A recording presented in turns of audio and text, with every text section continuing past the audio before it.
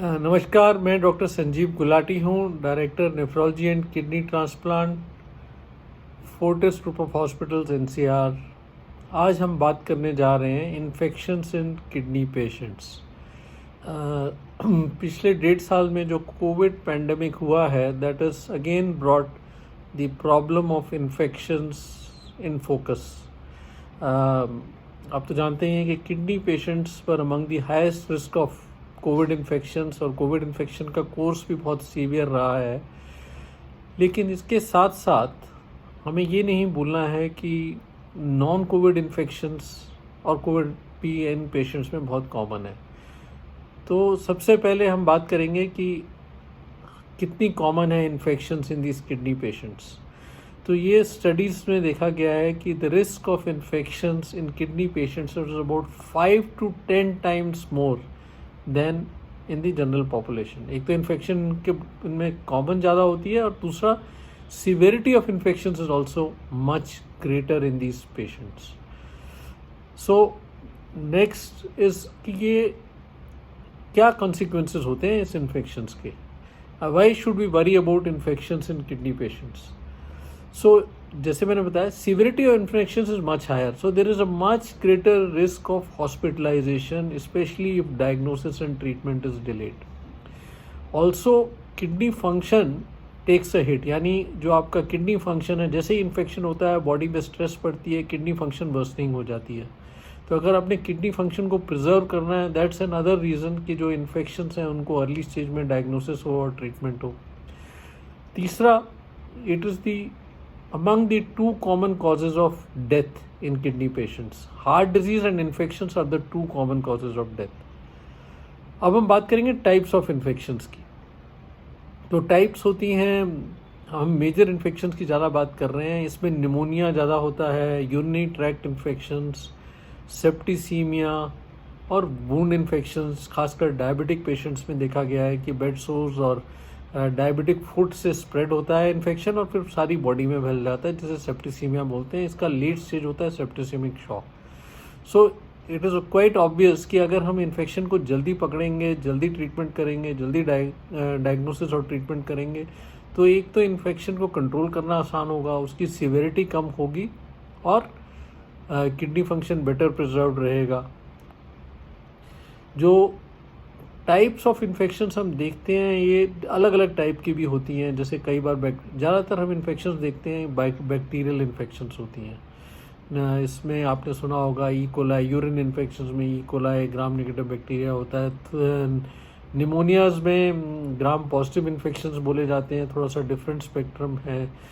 जो कई पेशेंट्स में, किडनी पेशेंट्स में ट्यूबरक्लोसिस रीएक्टिवेट हो जाती है, और quite often multi drug resistant tuberculosis होता है। साथ ही साथ जो ट्रांसप्लांट पेशेंट्स हैं, क्योंकि वो लॉन्ग टर्म इम्यूनोसप्रेशन में हैं, दे present the most difficult and varied type of infection, जिसमें वायरल इन्फेक्शंस होती हैं, जिसमें herpes zoster, herpes simplex, herpes zoster यानी शिंगल्स बोला जाता है, हर्पीज की सिम्प्लेक्स वायरस इन्फेक्शन होती है, हेपेटाइटिस बी, हेपेटाइटिस सी, और unusual infections like CMV cytomegalovirus, Epstein Barr virus. तो transplant patients because of their immunosuppression are the highest risk, and diverse organisms होते हैं इसमें, इंक्लूडिंग फंगल इन्फेक्शन। जैसे recent COVID has brought into focus mucormycosis, but हम transplant patient में कई सालों में म्यूकरमाइकोसिस देख रहे हैं। So again severity is much higher, the type of infections are also much more diverse, उनके organisms काफ़ी different होते हैं। तो हमें तो ये भी समझना है कि क्यों ऐसा हो रहा है किडनी पेशेंट्स में, और इसके भी रीजंस मल्टीफोल्ड होते हैं।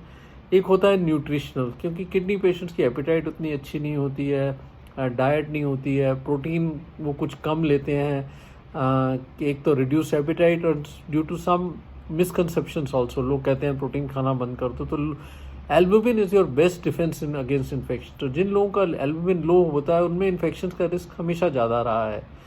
सेकंड है कि उनका यूरिया क्रेटिनिन ज़्यादा रहता है, यूरीमिया बोलते हैं जिसे। हाई यूरिया क्रेटिनिन इम्यूनिटी को सप्रेस करता है। जो वाइट ब्लड सेल्स हैं जो आपके इन्फेक्शन से लड़ते हैं, उनकी इन्फेक्शन से लड़ने की कैपेसिटी को कम कर देता है। तीसरे नंबर पे आता है इम्यूनोसप्रेशन। किडनी वाले patients, glomerulonephritis as well as transplant patients are on immunosuppressive drugs, जिसमें स्टेरॉइड्स नंबर 1 पे होते हैं और नंबर 2 पे माइकोफेनिलेट, टेक्रोलिमस जैसी इम्यूनोसप्रेसिव मेडिकेशंस होती हैं।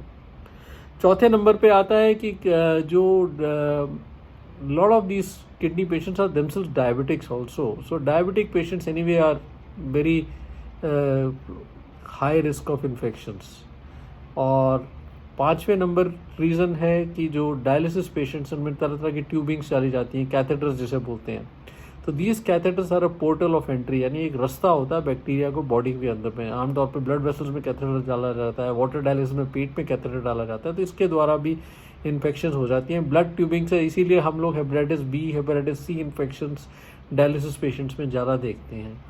So these are the multiple reasons. ये समझना बहुत ज़रूरी है, क्योंकि अगर हमने इन्फेक्शंस को प्रिवेंट करना है तो we have to try and see कि इनमें से एटलीस्ट जो न्यूट्रिशनल पार्ट है उसको ट्रीट कर सके, और जो इम्यूनोसप्रेशन है, जैसे ही ऐसे में इन्फेक्शंस होते हैं वो तुरंत आप डॉक्टर के पास जाएं तो वो जो है वो कम कर देते हैं immunosuppression. So regular contact with your doctor is very important. Treatment पे आते हैं अभी हम, then we'll talk about the most important aspect, prevention. तो ट्रीटमेंट में तो आपको जैसे ही फीवर आए या डाउट ऑफ इन्फेक्शन आए, you have to immediately report to your doctor. Please do not go to your chemist.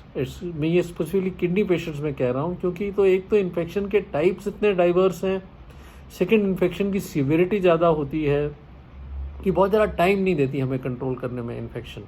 Unlike जो नॉर्मल लोग हैं, वो अगर 2-3 दिन में रिस्पॉन्स नहीं आ रहा तो भी डॉक्टर के पास जाएं तो उनमें कोई ज़्यादा रिस्क नहीं बढ़ता। लेकिन किडनी पेशेंट्स में, क्योंकि for the all the reasons that I told you, और इन्फेक्शन इतनी डाइवर्स हैं कि जो आपका केमिस्ट आपको एंटीबायोटिक दे रहा है, पता नहीं वो काम करेगी या नहीं करेगी।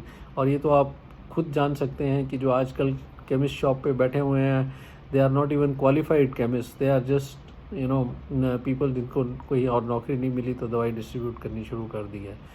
तो इसीलिए अगर आपको इन्फेक्शन हो रहा है, please get in touch with your doctor immediately. Infection कैसे पकड़ेंगे? बुखार होता है तो वही इन्फेक्शन होता है, सांस फूल रहा है, यूरिन में बर्निंग हो रही है, और कई बार you are not just not feeling well, weakness, lethargy, ठीक है, कफ हो रहा है, फ्लेम आ रहा है, दीज आर ऑब्वियस साइंस। कई बार लेकिन साइंस भी नहीं होते, तो इन सब साइन में हम लोग क्या करते हैं, हम लोग टेस्ट करते हैं कि भाई क्या टाइप ऑफ इन्फेक्शन है, जिसमें हम ब्लड काउंट भेजते हैं, उसमें फिर हम ब्लड कल्चर भेजेंगे, यूरिन टेस्ट करते हैं, एक्सरे, सीटी स्कैन करते हैं, बहुत सारे अलग टेस्ट हैं depending upon the type of infections that we are suspecting. Bacterial infections के लिए अलग टेस्ट हैं, वायरल इन्फेक्शंस के लिए कुछ अलग टेस्ट हैं, और फंगल इन्फेक्शंस के लिए टोटली डिफरेंट टेस्ट हैं। सो हमारी अप्रोच ये होती है कि भाई एक तो कैसा टाइप ऑफ इन्फेक्शन है, दूसरा इन्फेक्शन कहाँ है, and even while we are waiting for the results हम लोग ट्रीटमेंट नहीं डिले करते। Based on our previous experience of managing these patients, भी हम लोग एंटीबायोटिक्स, एंटीवायरल्स या एंटी फंगल इन्फेक्शन जो हम सस्पेक्ट कर रहे हैं हम शुरू कर देते हैं। जैसे ही रिपोर्ट आती है उसको मॉडिफाई करते हैं। तो prompt and diagnosis and management is the key to successful treatment of infections. हमने कई बार देखा है कि पेशेंट्स हमारे पास बहुत लेट आते हैं, क्योंकि वो गए अपने या फ़ोन पे ही उन्होंने किसी अपने रिलेटिव से पूछ लिया, उनको भी पता नहीं होता इनको किडनी का इन्फेक्शन है। So by the time they reach to us, वो सेप्टिसीमिया, सेप्टिसीमिक शॉक में होते हैं। ऐसे पेशेंट्स को आईसीयू एडमिट करना पड़ता है। तो जो इन्फेक्शन नॉर्मल कोर्स में हम वार्ड्स में मैनेज कर सकते थे, और वही इन्फेक्शन अब आईसीयू में मैनेज हो रहा है। एक और पिछले साल 1.5 साल में एक और एक्सपीरियंस रहा है, लोग कोविड के डर से हॉस्पिटल नहीं आ रहे हैं। जी आप, हमें तो डर लग रहा है कोविड है इसलिए, लेकिन they have, some of them have lost their life because they did not come to the hospital in time, और वो डर के मारे हॉस्पिटल आए नहीं कि भाई हमें कोविड नहीं हो जाएगा, जबकि उनकी प्रॉब्लम आई एक एंटायरली डिफरेंट इन्फेक्शन से जिसका डायग्नोसिस और ट्रीटमेंट डिले हो चुका। सो कोविड तो आजकल फ़िलहाल कंट्रोल में है, but do not risk your put your life at risk because of delay in diagnosis and treatment of these infections. और लास्ट हम बात करेंगे अब प्रिवेंशन की कि कैसे प्रिवेंट कर सकते हैं इन्फेक्शंस की. So the simplest, cheapest and most effective way of preventing infections is vaccination.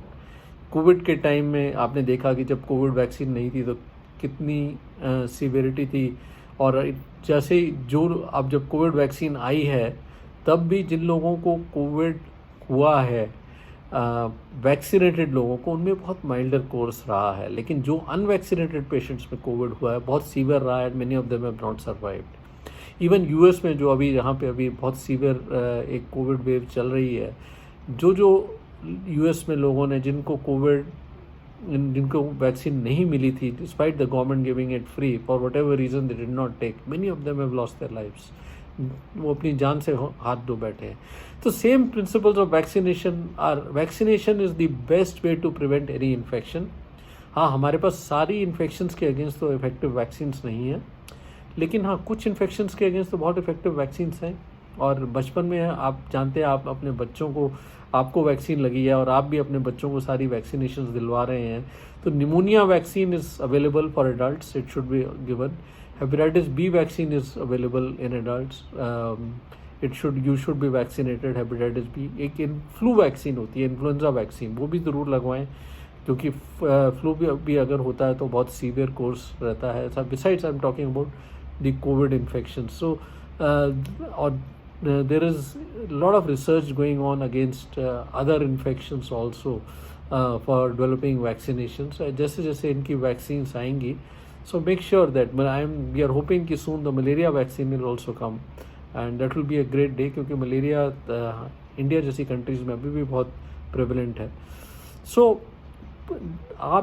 all kidney patients should talk to their doctors about vaccination. Second is maintain a good nutrition. अपनी nutrition अच्छे रखें. Don't get misled by misinformation on social media. Kidney patients को आमतौर पे बोला जाता है कि प्रोटीन कम खाएं, आपका क्रिएटिनिन कम हो जाएगा. लेकिन हमने तो आपका इलाज करना है, खाली क्रिएटिनिन का इलाज नहीं करना. क्रिएटिनिन तो आर्टिफिशियली कम हो ही जाता है प्रोटीन ना खाने से, लेकिन आपकी इम्यूनिटी कम होगी और आपको सीरम एल्बुमिन कम होगा, इम्यूनिटी कम होगी और आपको इन्फेक्शंस होंगे. और तीसरे नंबर पे आता है surveillance and monitoring. Be in touch with your doctor regularly, regular follow up करें, so that we are able to make sure that आपका जो इन्फेक्शन रिस्क है वो मिनिमल रहे. जो वैक्सीन देनी है, जो न्यूट्रिशनल आपको काउंसलिंग देनी है, in consultation with our nutritionist हम दे सकें, और अगर कोई इन्फेक्शन हो तो उसको तुरंत पकड़ सकें अर्ली स्टेज में. तो आज की डेट में मैं देख रहा हूँ कि लोग अभी भी डरे हुए हैं कि कोविड है. कोविड फ़िलहाल आज की डेट में is well under control, but the non-COVID infections, उनकी management because of fear is suffering. So please my message to all kidney patients is do not neglect your health because of fear of COVID. Anyway, most of us have been vaccinated against COVID, and it is time कि हम बाकी infections को prevent करने के लिए और उनकी surveillance और मॉनिटरिंग के लिए हॉस्पिटल आएँ और अपने किडनी के डॉक्टर से टच में रह सकें. Thank you. If there are any questions, I will be happy to take them.